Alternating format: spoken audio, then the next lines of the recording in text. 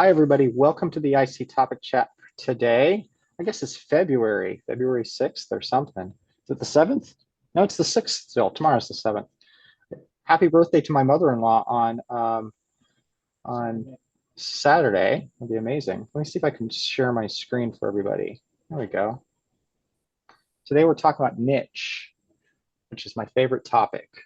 Um, because I feel like when I started thinking about niche, a lot of things came into focus for me. And so here's my funny little cover photo. And can you give me a thumbs up that you can see that?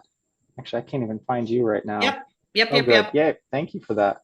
So, yeah, I'm going to minimize that. I'm on a laptop, which is so weird for me. I'm always on a laptop, but I always have like three monitors going. So I'm on a little bitty screen trying to figure this out.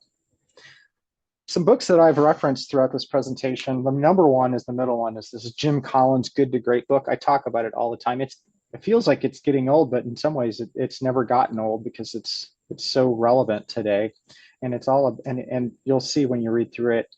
And I'm going to cover those chapters in very high level.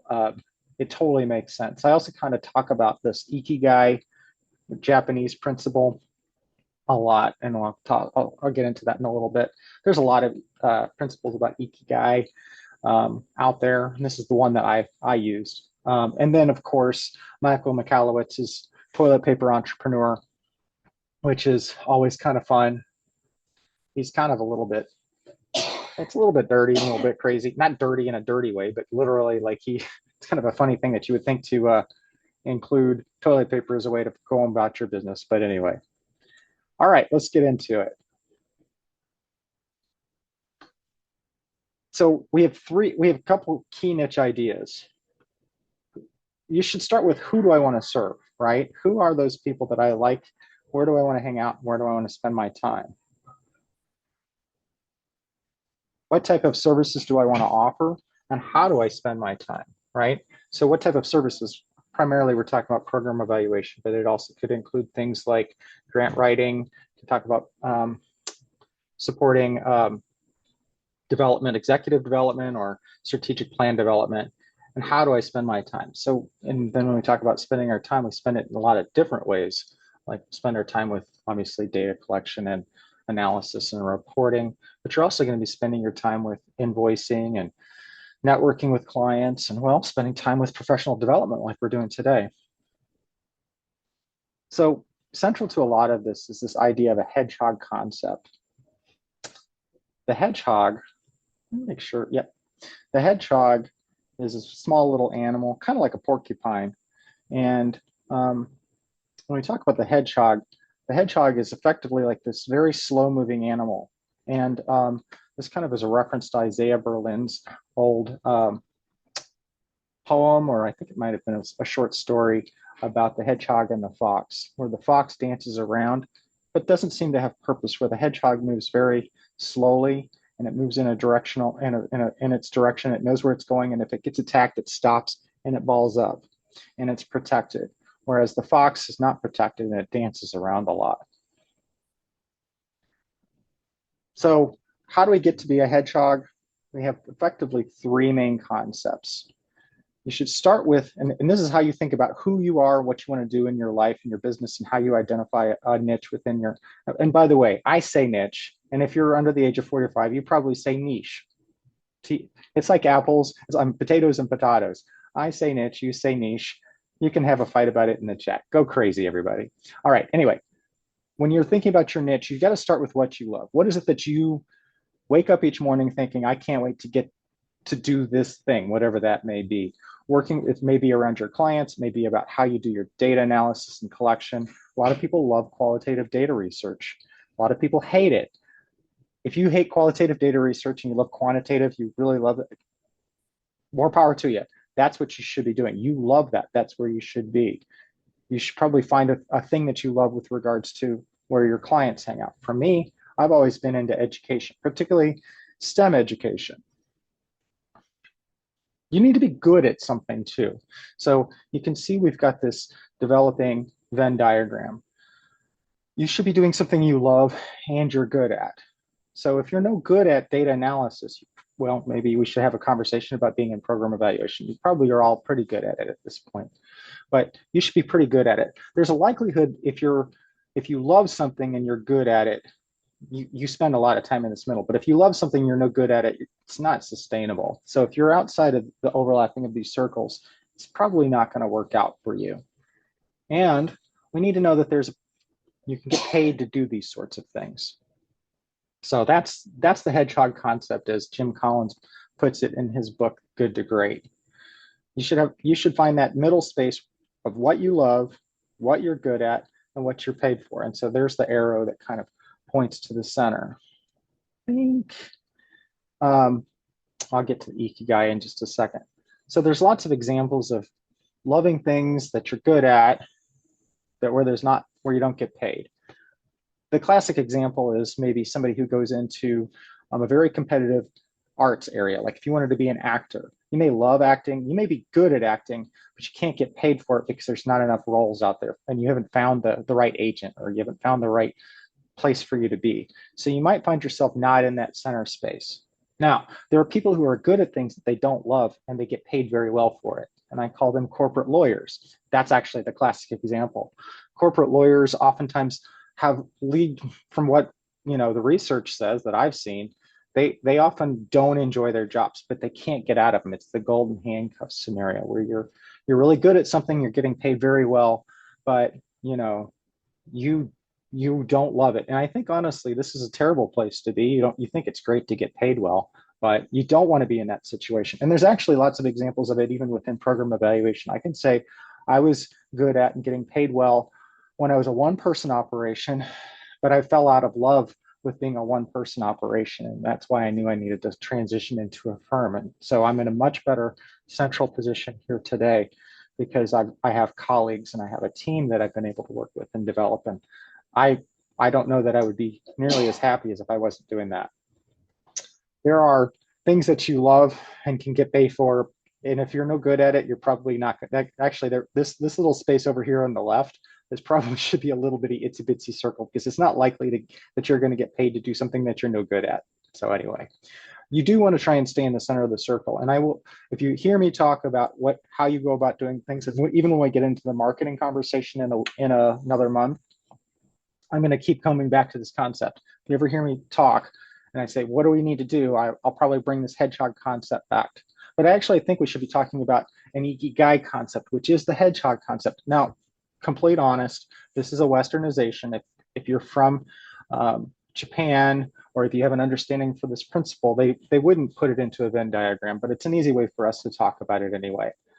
Most of us are we're evaluators, we're working for or want to work for mission-based organizations, and they're focused on, a lot of them are nonprofits or public organizations, and they're focused on what the world needs, and so we should be thinking about what the world needs with regards to the practices that we provide.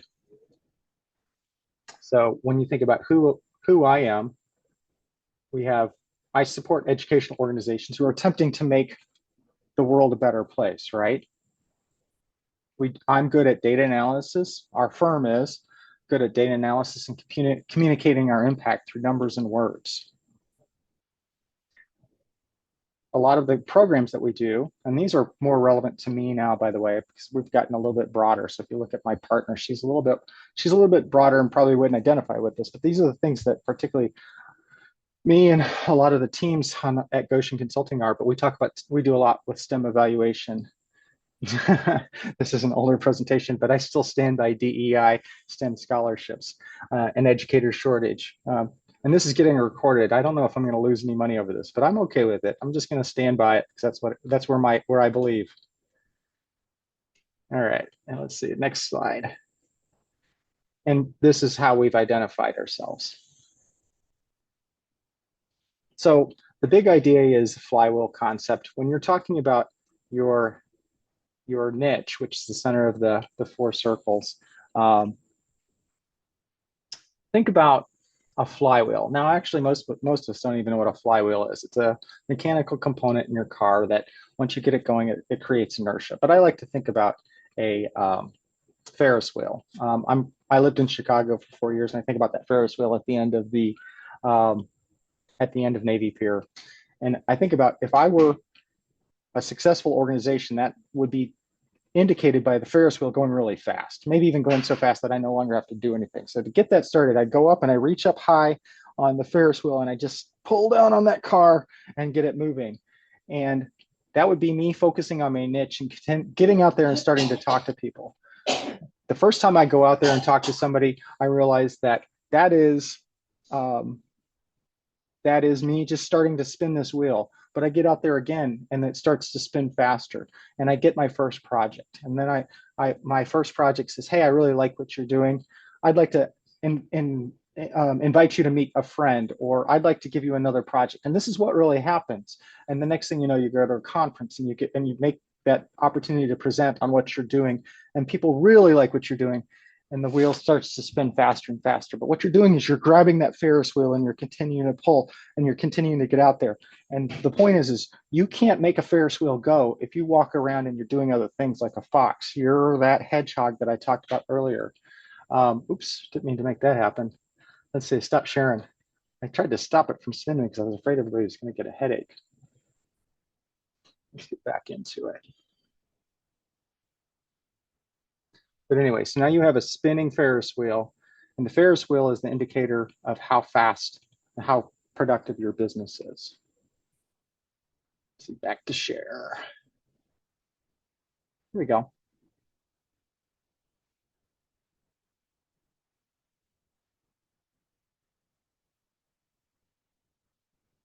And then we all get a headache.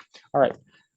The other thing you need to understand is niches are complicated and they are ever changing. Oftentimes, this is really what your niche looks like. You're trying to focus in on it and you're trying to see it clearly through a spyglass.